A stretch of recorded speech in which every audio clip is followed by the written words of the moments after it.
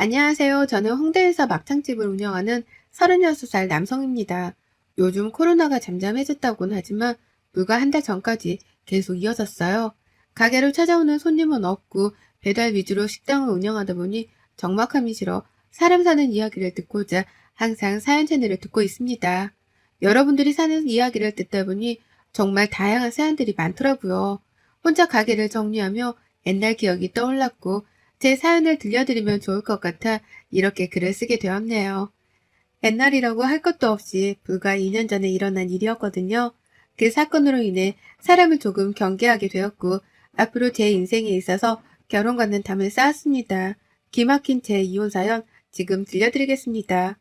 저는 오랫동안 요식업에 종사하셨던 부모님 덕분에 나름 여유 있는 생활을 해왔습니다. 족발집을 운영하셨는데 맛도 좋고 입소문이나 전국에 체인점이 몇 개 있는 나름 규모가 큰 가게였어요. 어려서부터 부모님이 일을 하셨던 터라 많은 사랑을 받진 못했지만 아낌없는 지원 덕분에 하고 싶은 거 먹고 싶은 거 다 사먹으며 어린 시절을 보냈습니다. 대학 입학하고 곧바로 군대 다녀와서 대학 졸업하니 26살이 되더군요. 부모님은 안정적인 직장에서 소소하게 월급 받으며 평범한 사람으로 살길 바라셨습니다. 요식업이 단순히 음식 장사를 하는 사업이 아니라 상당히 고생하는 직업이라 자신들과는 다른 삶을 살길 바라신 거였죠. 그렇게 부모님의 바람대로 IT 분야에서 알아주는 기업에 입사해 5년간 근무했습니다. 하지만 근무하면서 이 길은 제 길이 아니라는 생각이 들었고 무언가 저만의 사업을 해보고 싶었어요. 그래서 제일 좋아하는 음식으로 가게를 하나 차려보자 결론을 지었고 저의 계획을 부모님께 말씀드리니 자금은 보태줄 테니 실패를 하던 성공을 하던 알아서 하라 하셨습니다. 제가 자라면서 보고 배운 게 엄마 아버지 장사하시는 건데 그만큼은 아니더라도 제 스스로 뭔가를 해보고 싶어요. 아직 나이도 젊고 더 늦기 전에 도전해보고 싶어요. 요식업이라는 게 결코 쉬운 게 아니다. 남들이 보기엔 그저 물건 떼다 팔며 손님 상대하는 그런 일로 보이겠지만 보이는 게 전부가 아니야. 하나하나 확인해야 할 것도 많고 때로는 가족보다 더 신경 써야 하는 경우도 있어. 네가 그걸 감당할 수 있겠니? 힘들지 않은 일이 어디 있나요? 하지만 제가 지금 회사 다니면서 매번 후회하는 것보다는 실패를 맛보더라도 도전해보고 싶어요. 망하던 잘 되던 일단 해볼게요. 장사를 시작할 돈은 있냐? 일단 월급 모아둔 돈도 얼추되고 대출받고 하면 괜찮을 것 같아요. 정말 아무것도 모르는 녀석이네. 대출? 그거 함부로 받는 거 아니다. 물론 불가피할 때도 있지만 최대한 피해하는 게 대출이야. 일단 이 애비가 3억 줄 테니 그걸로 시작해라. 적은 돈 아니다. 내가 피땀 흘려 번 돈이야. 이 돈으로 가게를 구하는 것부터 시작해서 어떻게 할 건지 잘 구상해봐. 잘 되든 안 되든 그건 오로지 네 몫이라는 거 잊지 말아라. 그래서 31살 되던 해 부모님의 응원에 힘입어 첫 장사를 시작하게 되었습니다. 유동인구가 많고 모기 좋은 곳을 골라 홍대에서 15평 정도 되는 작은 막창집을 오픈했어요. 무턱대고 오픈하긴 했지만 홍보를 많이 하고 직접 막창을 손질하고 구워주는 서비스를 제공했고 많은 이벤트도 열며 가게는 인산인해를 이루며 대성공을 거두었죠. 하지만 코로나라는 안타까운 시기가 닥쳤고 제 가게도 잠시 주춤하던 시기였습니다. 이러다 가게가 망할 수도 있겠다 생각이 들었고 날이 갈수록 초조해져만 갔죠. 그러던 어느 날 가게 문을 일찍 닫고 직원들과 막창에 술 한잔을 했습니다. 나이 차이가 나봤자 2~3살이어서 서로 형 동생하며 가까운 사이였죠. 갑자기 직원 중 한 명이 저에게 여자를 소개시켜 주겠다는 겁니다. 일이 힘들고 지칠 땐 사람으로 극복해야 한다면서요. 그렇게 그 직원이 소개해준 여자를 만나게 되었는데 제가 첫눈에 반할 정도로 예쁘장한 외모였어요. 키도 크고 날씬한 데다가 웃는 모습이 어찌나 사랑스럽고 예쁘던지요. 그렇게 만남을 이어가다 진지한 사이가 되었고 그 사람은 제 와이프, 지금은 전처가 되었죠. 결혼하면서 알콩달콩한 행복한 신혼을 즐겼습니다. 부모님의 가게나 제 가게가 바쁘면 먼저랄 것도 없이 달려와서는 일손도 돕고 정말 효부가 따로 없었죠. 어디서 이런 복덩이가 굴러왔을꼬. 잘 다니던 회사 때려치고 사업한다고 했을 때 불안했는데 마음 다잡고 이렇게 잘 사는 모습이 보기 좋구나. 어머님, 아버님, 앞으로도 가게 바쁘고 그러면 저 불러주세요. 어차피 집에서 하는 일도 없는걸요. 그 일도 바쁘고 늦게 들어와서 혼자 있는 시간이 너무 많아요. 차라리 이렇게 어머님, 아버님이랑 같이 일하면서 얘기하는 게 저는 훨씬 더 좋은걸요? 어머, 어쩜 말도 이렇게 예쁘게 할까? 그래, 우리 앞으로 더 잘 지내보자. 부모님도 싹싹한 성격의 전처를 좋아라 하셨고, 가게가 코로나로 사정이 좋지 않아 힘이 들면 언제나 밝은 미소로 저를 응원해주며 서로 돈독한 사이가 되어갔습니다. 그렇게 1년 정도의 시간이 흘러 저희에게 아기 천사가 찾아왔고, 전처는 건강한 딸을 출산했죠. 하루가 다르게 커가는 모습을 보며 힘들어도 아이를 생각하면 모든 것이 녹아내리더군요. 미소 하나에 온 세상을 다 얻은 것 같은 기분을 매일 느끼며 그렇게 딸바보가 되어버렸죠. 딸아이가 새돌이 지났을 무렵 여느 때처럼 저는 출근을 위해 대문을 나섰습니다. 옆집이 시끄러워 뭐하나 하고 보니 누군가 이사를 온 거였어요. 젊은 남자가 대뜸 저에게 오더니 잘 부탁드립니다. 오늘 이사 왔어요. 라며 인사를 건네는 겁니다. 요즘 사람들 같지 않게 싹싹하고 밝은 사람이 인사를 건네니 기분이 좋아지더라고요. 그렇게 오며 가며 인사를 하는 정도의 사이가 되었습니다. 6개월 정도가 흘렀고 코로나가 어느 정도 주춤하는 추세여서 가게가 한참 바빠지기 시작했어요. 연휴 때처럼 출근하며 옆집 남자를 마주쳤는데 보면 볼수록 뭔가 익숙한 느낌이 드는 겁니다. 가끔 보는 사이인데도 왠지 모를 기분에 떨떠름했거든요. 그러다 모처럼 쉬는 날 와이프가 저에게 아이를 부탁하고 오랜만에 친구들을 만난다며 외출을 했어요. 가끔씩 장모님께 아이를 맡기고 외출을 종종 했었지만 저에게 직접 부탁한 적은 처음이라 편하게 다녀오라며 용돈도 쥐어서 보냈습니다. 그런데 말이죠. 아침부터 저녁까지 딸아이와 함께 붙어있으면서 갑자기 옆집 남자가 생각나는 겁니다. 옆에서 새근새근 낮잠을 자고 있는 아이의 얼굴을 보자니 옆집 남자가 겹쳐 보이는 거예요. 평소 사연 채널을 즐겨 들으며 여러 사연들을 접하기도 하고 이런 경우가 있을까 싶었고 정말 말도 안 되는 생각이란 걸 알지만 제 스스로에게 묻고 싶더군요. 며칠을 고민한 끝에 딸아이의 칫솔과 제 칫솔을 유전자 의뢰를 맡겼어요. 이 행동 자체가 상당히 위험한 행동이고 정말 말도 안 되는 것인 줄 알지만 찝찝한 느낌이 있었거든요. 딸아이가 제 친자가 아닐 수도 있다는 사실보다는 그 찝찝한 기분을 덜어내고 싶었어요.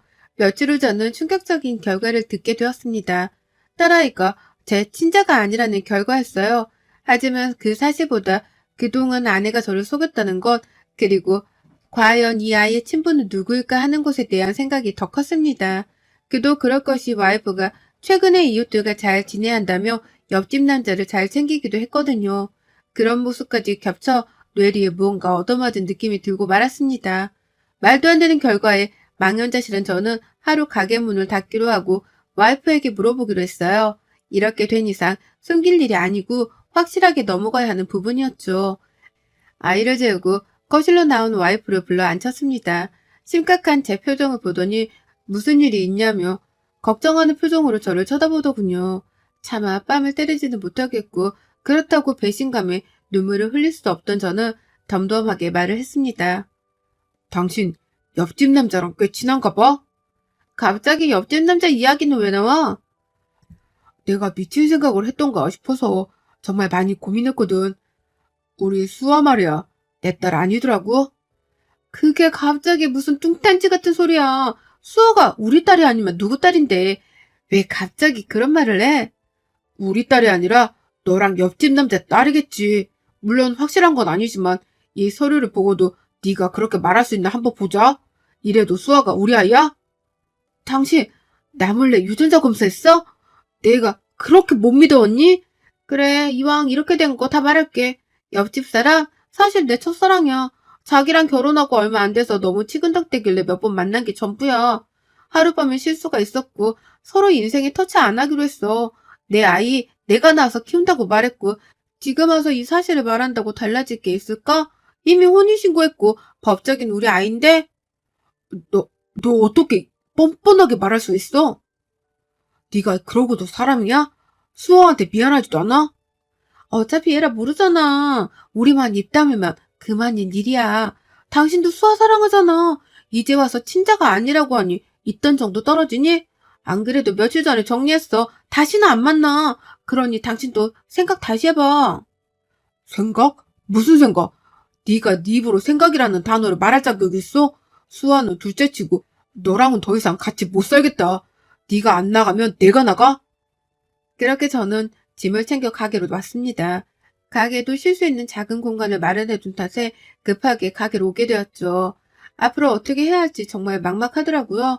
잠도 오지 않고 휴대폰으로 이리저리 알아보기 시작했습니다.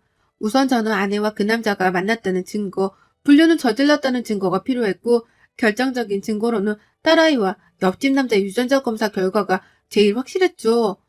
와이프가 아이를 어린이집에 보내고 집에 없는 틈을 타 뭐라도 얻을까 싶어 집으로 갔습니다. 제가 집을 나간 지 며칠이나 됐다고 그새 집이 조금 엉망이 되었더라고요. 안방부터 욕실까지 차근차근 살펴보았습니다. 아니나 다를까 제 물건이 아닌 것들이 몇 개 있더라고요. 직감적으로 옆집 남자의 것이라는 걸 알았습니다. 제가 없으니 대놓고 왕래를 했던 탓인지 평소에 제 것과는 다른 스타일의 속옷도 있더라고요. 옆집 남자의 것으로 추정되는 물건들을 가지고 유전자 검사를 의뢰했습니다. 아니나 다를까 제 예상이 맞았더라고요. 너 이제 빼도 박도 못해. 이젠 아주 집에 대놓고 들이더라? 그것도 온전한 내 집인데? 그놈이랑 뒹구니까 좋아? 수아보기 부끄럽지도 않던? 정말 이해가 안 간다. 긴 말 필요 없고 법원에서 보자. 너랑은 정말 끝이다. 저는 그 길로 이혼 소송을 진행하고 옆집 남자에 대한 상간남 소송을 진행하기로 했습니다. 미리 변호사를 선임해둔 덕에 일처리는 비교적 수월했습니다. 와이프는 저에게 연락을 해오더니 소송을 취하라며 협박 아닌 협박을 했습니다. 네가 이러고도 무사할 것 같아? 수아보기에 창피하지도 않아? 안 미안해?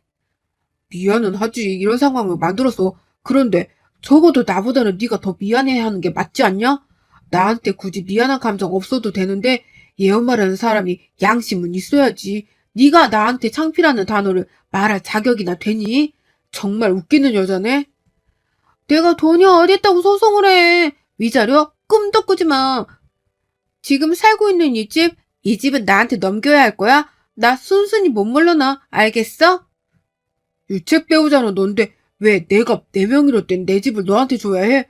오히려 네가 나한테 위자료를 줘도 모자란데? 정신적 피해보상금까지 청구할까? 남자가 쪼잔하게 살면 안 되는 거야. 여자 인생을 그렇게 조져놓고 싶어? 어린아이를 생각해서라도 이러면 안 되는 거야, 너는. 너무나 당당하게 저에게 위자료를 요구하는 와이프가 어이가 없더라고요. 이 상황을 아직은 부모님께도 말하지 못했는데 더욱더 확고한 결심이 서더라고요. 혼인신고를 했던 제 자신이 원망스럽더군요. 물론 유책 사유는 와이프에게 있었고 증거들로 인해 재판은 저에게 유리하게 흘러갔습니다. 와이프는 재판 결과를 받아들일 수 없다며 제가 부른 위자료의 배를 부르며 항소를 하겠다고 난리치더라고요. 장인어른과 장모님은 뒷목을 잡으시며 와이프, 아니 전철을 말리셨고 풍족한 환경이지 못했던 처가댁은 결국 항소를 포기했습니다. 나중에 따로 연락이 와서는 장인어른께서 되려 사과를 하시더라고요. 자네한테 내가 정말 면목이 없네. 하나밖에 없는 딸 자식, 그것도 자식이라고 어렵사리 키웠냐만 내가 자식을 잘못 키운 탓이야. 그동안 고생했던 거 내가 다 아니까 이제는 뒤도 돌아보지 말고 자네가 하고 싶은 거 하면서 살아가게. 정말 미안하네. 그러고 나서 옆집 남자에 대한 상간난 소송을 진행했는데 2천만 원의 보상금을 받게 되었고 얼굴이 팔릴 대로 팔린 그 남자와 와이프는 둘이 어디론가 도망쳐 버렸습니다. 불쌍한 딸아이만 처가댁에 덩그러니 남겨진 채 말이죠. 딸아이를 생각해서라도 미친 척하고 참고 살아보려 했는데 저도 사람인지라 도저히 그 짓은 못하겠더라고요. 이 글을 쓰는 와중에도 딸아이의 웃는 모습이 생각이 납니다. 그렇게 소란이 잦아들고 코로나도 어느 정도 풀리면서 가게는 다시 활력을 되찾았어요. 그동안의 서름을 무마라도 하려는 듯이 정말 미치듯이 손님이 몰려왔고 역대급의 매출을 기록했습니다.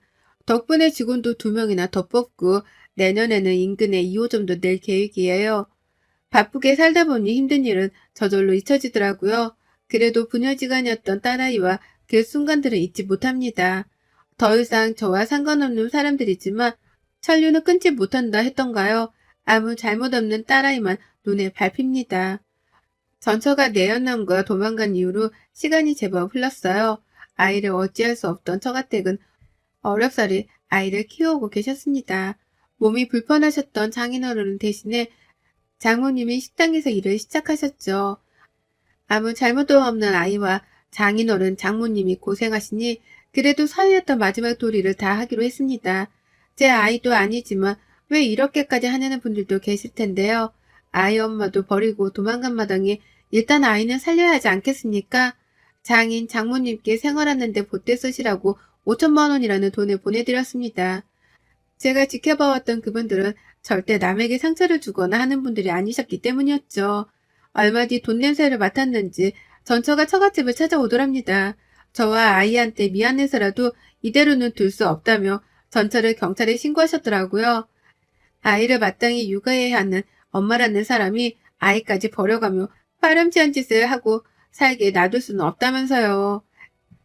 그렇게 와이프는 아동학대 혐의로 2년의 집행유예 판결을 받았습니다. 그래도 모성애는 있었는지 호되게 당하고 나니 정신을 조금 차리는 모양이더라고요. 어느 날 제 가게로 찾아와 잘못을 얘기 좀 하자는 겁니다. 다 끝난 사이에 무슨 할 말이 더 남았는지 궁금하기도 해서 드러나 보자 하고 근처 카페로 갔습니다. 나는 할 말 없는데.